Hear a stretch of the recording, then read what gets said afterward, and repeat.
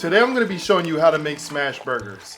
First thing, we need to talk about the ground beef that we need to get. Traditionally, you can get ground beef that's 80-20. However, for this, I got 90-10 because I'm trying to unbig my back. Season your ground beef with salt and pepper or all-purpose seasoning. Make sure not to go heavy on the salt because we will be adding cheese to that and it gets salty in the end.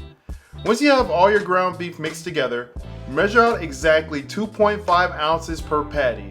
Yes, we are going to measure our meat and not just ball it up and hope for the best. If you want to go single patty style, you can do about 4 to 5 ounces instead. Just make sure to push a hole in the middle of the patty so that the meat evenly cooks at the same time. Here's a look at my balls for your viewing pleasure, and I want to make sure that you do note about the hole inside of the meat too as well. It will not cook evenly if you don't put the hole in there. It just doesn't cook evenly, so make sure you poke it. Don't be scared. Next step is buns. I prefer to use potato bread. It has a soft texture, lower calories than white bread, and I can tell my son he's having vegetables for dinner. Before we toast our buns, I'm applying a mix of garlic butter, which is essentially minced garlic and soft butter. I prefer buttering my buns over using mayo for the smash burger, but if mayo is all that you have, then throw it on there. I know some people are picky about what bread to use for sandwiches and burgers, and I like to do bodybuilding. I try not to go into the deep end when it comes to calories, but some food I'm just not gonna try to cut calories in. Bread is literally my goat. It's definitely high on my list. I'm not gonna eat any wheat bread on my burgers. I can't do it. If that's for you, go ahead, but it cannot be for me. I just can't do the wheat thing. So yeah, I had to let that out. I literally punched this in to record this one part because I had to share that. Heat up a frying pan to about medium and then lower it to about medium-low once you're ready to put the bread on it. My golden rule with bread is not to touch it. Let it do its thing. It's not bothering you, so don't bother it. However, you do want to make sure it's not sticking at the bottom of the frying pan either, so make sure to wiggle it around a little bit just to free it up from sticking. But other than that, do not touch the bread. I'm watching you. I know what you do over there. Now after a few minutes of toasting our bread, it should be good to go. Don't feel bad if you burn a piece of bread, especially if you don't toast often. That's really the beauty of cooking. We're just learning as we go. So there's plenty of times I done burnt bread before, and that's where I know how to not burn my bread now. Now we get to my favorite part, destroying the meat with metal objects, or just a meat press. Heat up your pan to medium and place your 2.5 ounces of ground beef on your non-stick pan and press it down with the meat presser. It wouldn't be a smash burger unless we were smashing something aggressively with all our might.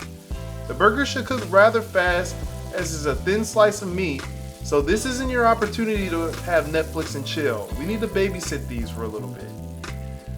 I remember when I first started making hamburgers at home, after just getting burgers from like Wendy's or Burger King or whatever, and I was like, I could definitely make this at home. Like I could make a smash burger. I would go home and give me some 80-20 ground beef and ball it up and then put it on the stove, and I'm just like, it's just not hitting, you know, it's not tasting like it does over at the restaurants. And something that I learned among time was that it's just basic seasoning and it's portion control. Just because you can make a 6-ounce, 5-ounce burger doesn't mean you have to do that. There's other ingredients that you can do to really fill in the volume of the burger and just really taste everything.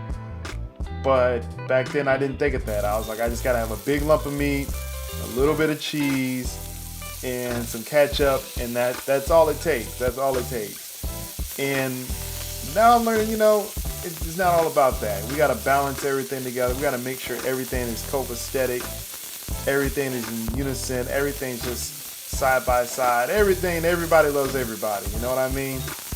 At the end of the day, we just all want to enjoy food. We all want our food to be right, and the thing I'm living by right now is if it's something we got to do every day, why not maximize it?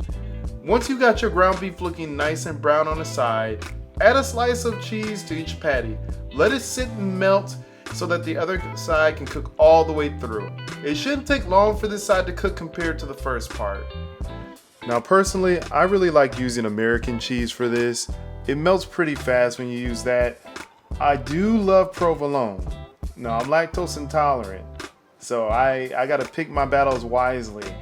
And if I gotta go out, I'm gonna go out in some melty cheese on a burger. That's what I'm dreaming. Now we gotta talk about our sauce. I like to make my own sauce because it makes me look cool in front of my friends. I'm gonna slice up some pickles in some fancy fashion and place it into a bowl. From here, we're gonna add 2 tablespoons of Dijon mustard, about 2 to 3 tablespoons of ketchup, 2 tablespoons of mayo, a dash of salt and pepper, and a tablespoon of Worcestershire sauce. Stir it until completely mixed, and then it's done. Now for the best part, placing everything all together. Generously add your sauce to your bread, push it all together, and now you can enjoy. It's something that I like to eat all the time, and I think you'll enjoy it too as well. If you enjoyed the video, go ahead and leave me a like, and you can go ahead and click the subscription button where you'll see a new video every single week. I hope you guys take care. Make sure to drink your water, and I'll see you on the very next episode. Have a great day.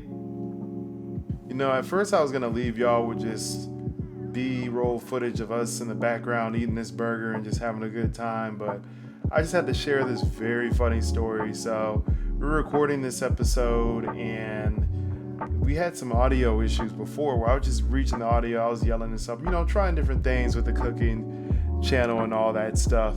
So we double checked the audio, made sure the audio was good. He says it's good. I'm like, cool. And I uploaded to the computer and all the audio is gone. So at first I was going to be like, let's scrap it. But you know, why not just make it work? It's just like with cooking. Sometimes you don't always have all the ingredients you have. That doesn't mean that you just give up. Sometimes you just got to look for, you know, a different item to use.